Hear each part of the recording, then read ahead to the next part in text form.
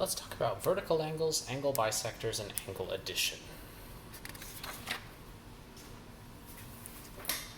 Angle addition will be our first topic of discussion. Now, when I say angle addition, I don't say, hey, I'm going to take this angle, and I'm going to put them together. Generally speaking, what I'm talking about is angles that are already together. Let's call this angle A, B, C, and this will be angle C, B, D.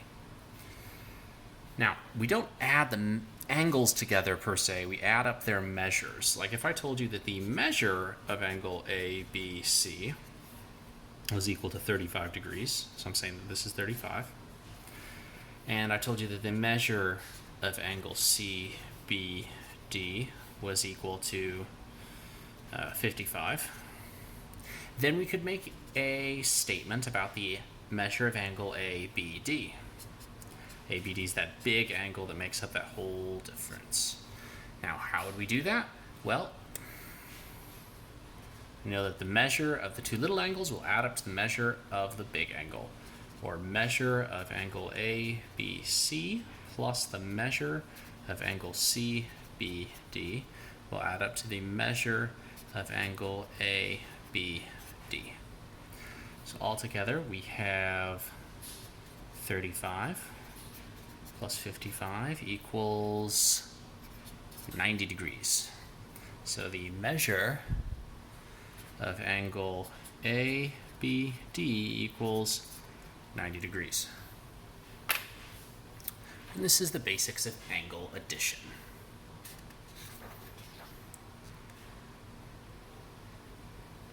Now, let's say I gave you a slightly different situation. Let's say I gave you this.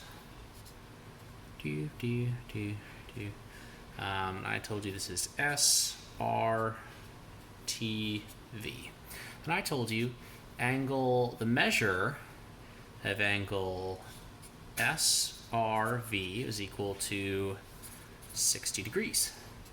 And the measure of angle SRT was equal to 12 degrees. And then I asked you for the measure of angle TRV. Now, before you run off and try and add those two angles, let's think about what angles I'm actually talking about. I'll mark this one in blue. S to R to U. S to R to V, sorry. S to R to V. Well, that's already the big angle, so we know what the big angle is. And S to R to T, well, that's a part of it. So if we know the big part, and we know one little part, and we know the two little parts add up to the big part, then how are we going to find the last piece? We're going to subtract. Just like if I know, well, 3 plus blank equals 5, I know if I take 5 and I minus 3 and get 2, that 2 needs to go right here. So I'm going to do the same thing here, except it's going to be 60 minus 12 equals 48 degrees, and that's the measure of the other little angle. So when we're dealing with two angles that add up to a third angle, if we know the two little angles, we'll add them to make the third angle. If we know a little angle and a big angle, we're going to subtract the little angle from the big angle and get the third angle. Okay. Now let's talk a little bit about angle bisectors, because these angles weren't split perfectly in half, right? Well, whenever something is bisected, it's split into two sections, and those sections are equal. So if I take this angle here and I bisect it, I know this angle is congruent to this angle. So if this is 20 degrees, this angle must also be 20 degrees. If I take a right angle and I bisect it, I get two 45-degree angles. Whenever two things are cut in half, each half is equal to the other.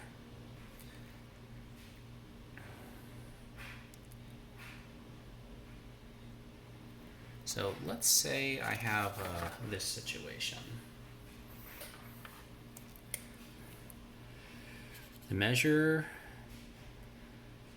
of angle, oh, I should probably draw something.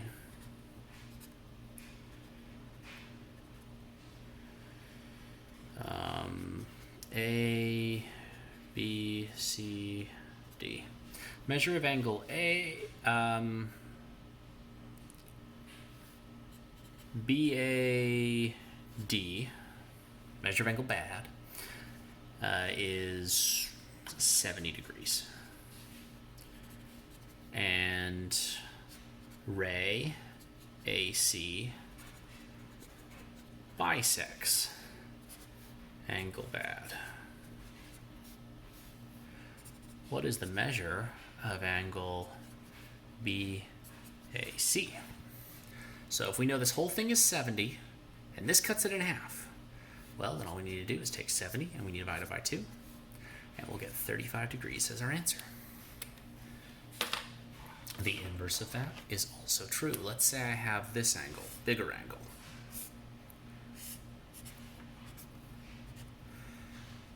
Angle F, oh, guess we should be using capital letters because we're naming points. FGHI. The measure of FGH is 65 degrees. And GH, that ray GH, bisects FGI.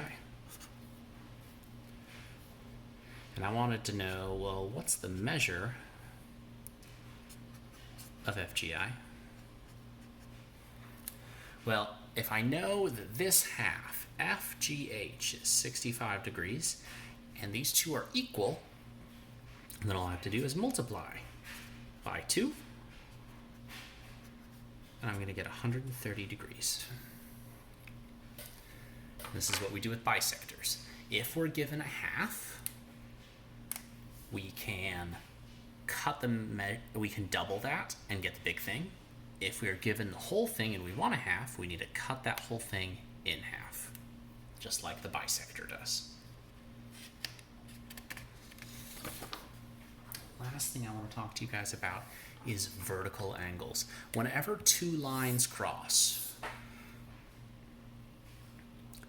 opposing angles or opposite angles are congruent. So if this is 150 degrees, this is also 150 degrees, which I guess these form a linear pair, so that by default makes this 30 degrees and this also 30 degrees. Now, let's just think about this example. If I cross these two markers,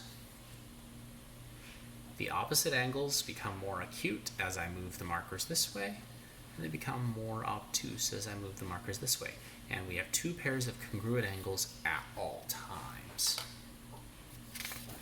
So let's say I was dealing with something like this. This is 150 degrees, and this is 3x plus 2, and I want you to solve for x. Well, I'll take 150, I'll set it equal to 3x plus 2, I'll minus 2 from each side, 148 equals 3x. I'll divide by 3, and x equals 148 over 3, and that doesn't reduce. What if I gave you something a little bit worse? What if I gave you 7x minus 8 was equal to 5x plus 4? Well, I guess I didn't say was equal to yet, or shouldn't, although because they're vertical angles, I know they do. So whatever the measure of this angle is, and whatever the measure of this angle is, they're congruent because they're vertical angles. They're across from each other. Notice that they can be across from each other this way or this way, and it still counts as vertical angles. So 7x minus 8 equals 5x plus 4. Let's go ahead and solve for x, minus 5x from each side, and add 8 to each side. Just adding 8. Those cancel, those cancel. 7x minus 5 is 2x, and 4 plus 8 is 12. Divide by 2 on each side, and x equals 6. And that's all for today.